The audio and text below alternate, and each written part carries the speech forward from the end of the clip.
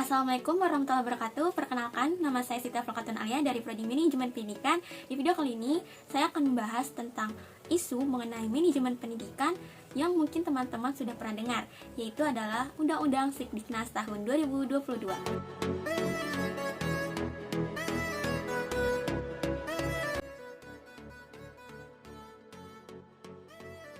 Apa sih dari revisi Undang-Undang Sikdiknas ini?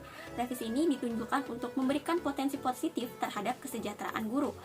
Rancangan Undang-Undang Sikdiknas tahun 2022 ini dibentuk pemerintah dalam rangka mengintegrasikan dan mencabut 3 undang-undang terkait pendidikan di Indonesia. Yang pertama yaitu Undang-Undang 20 tahun 2003 mengenai tentang sistem pendidikan nasional atau Undang-Undang Sikdiknas. Yang kedua adalah Undang-Undang 14 tahun 2015 tentang guru dan dosen atau Undang-Undang Guru dan Dosen. Dan yang terakhir adalah Undang-Undang 12 tahun 2012 tentang pendidikan tinggi Undang-Undang Dikti. Sehingga hal ini memunculkan ketidakselarasan.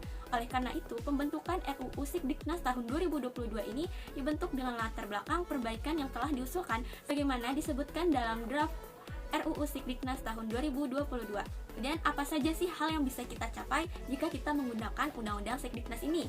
Yang pertama adalah menjamin guru yang sudah menerima tunjangan profesi tidak akan menerima penurunan sampai pensiun. Yang kedua adalah guru-guru PAUD, kesetaraan, guru formal, dan juga pesantren diakui sebagai guru dan bisa mendapat tunjangan. Menurut Kemendikbudristek, profesi ini sudah saatnya untuk merdeka menjadi guru. Apalagi guru PAUD tidak diakui sebagai jenjang pendidikan.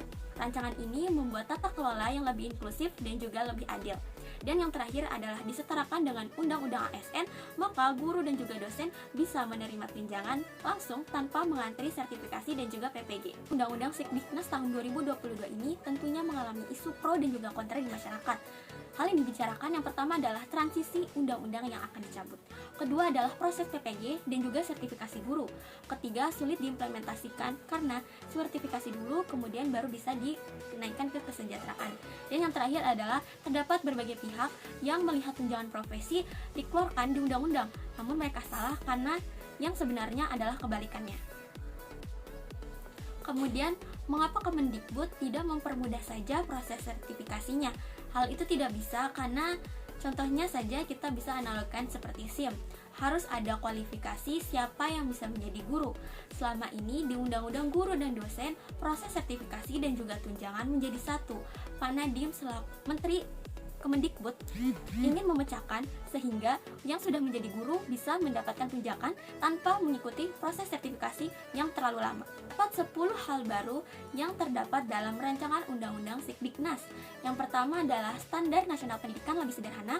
Kedua, penguatan otonomi perguruan tinggi negeri. Ketiga, perguruan tinggi makin fokus akan visi dan juga misinya. Keempat, penghasilan yang layak bagi guru dan juga dosen. Kelima, definisi guru yang lebih inklusif. Keenam, pendidikan Pancasila sebagai mata pelajaran wajib yang diikuti oleh bahasa Indonesia dan juga matematika. Ketujuh, mobilitas pelajaran pesantren formal dan satuan pendidikan lebih mudah. Kedelapan, nomenklatur satuan pendidikan dapat disesuaikan. Kesembilan, pendanaan wajib belajar semakin jelas. Dan yang terakhir adalah perluasan program belajar. Kemudian, apa saja benefit yang dapat kita rasakan jika kita mengimplementasikan Undang-Undang Sikdiknas ini? Yang pertama adalah sertifikasi terjaga. Guru-guru baru akan memiliki kualitas yang lebih baik. Kedua, kapasitas PPG bisa menjadi 100% didedikasikan untuk pelatihan dan sertifikasi guru baru. Dan yang ketiga adalah meredakan tekanan kapasitas dan suplai guru di berbagai macam daerah yang memiliki kekurangan.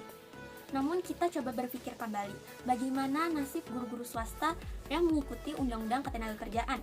Jika guru ASN, P3K dan juga PNS diatur dengan rezim Undang-Undang ASN, maka guru swasta seharusnya juga mendapatkan penghasilan yang sama seperti mereka.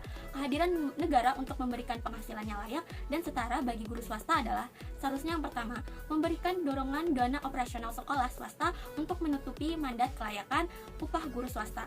Yang kedua adalah mendorong sanksi peraturan dan memastikan upah yang layak bagi guru swasta supaya tidak dibayar di bawah UMR.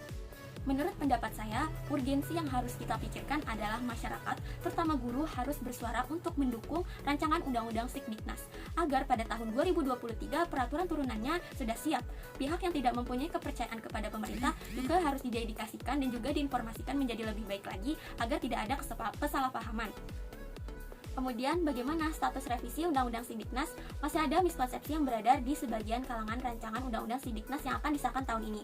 Oleh karena itu, tidak menutup kemungkinan proses pembahasan bisa sampai tahun depan. Semua pihak harus menjamin akan keterbukaan, partisipatif, dan membuka ruang dialog untuk mengumpulkan masukan terkait rancangan Undang-Undang Sidiknas ini melalui laman. Kemudian pemerintah melalui Kementerian Hukum dan juga Hak Asasi Manusia resmi mengusulkan rancangan Undang-Undang Sidiknas ini menjadi bagian prolegnas prioritas pada tahun 2022. Posisi pemerintah menunggu persetujuan dari DPR dan keputusannya apakah tahun ini atau tahun depan itu termasuk kewenangan dari DPR. Mungkin sekian pembahasan isu mengenai manajemen pendidikan, yaitu rancangan Undang-Undang Sidiknas tahun 2022 ini. Semoga kita akan mendapatkan kabar baik tentang rancangan undang-undang ini. Sekian dari saya, mohon maaf apabila ada kesalahan kata dan juga kesalahan informasi yang saya berikan kepada teman-teman. Selamat belajar. Wassalamualaikum warahmatullahi wabarakatuh.